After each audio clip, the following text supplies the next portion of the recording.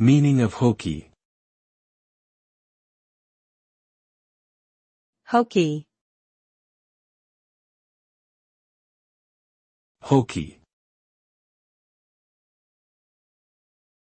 Hokey. Hokey. The word hokey is an adjective that describes something that is old-fashioned, corny or overly sentimental in a way that seems fake or insincere.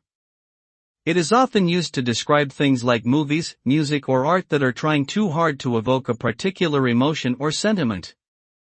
The term can also be used to describe people who act in a way that seems disingenuous or insincere, such as politicians who make promises they don't intend to keep. Overall, hokey is a term that connotes a lack of authenticity or genuineness.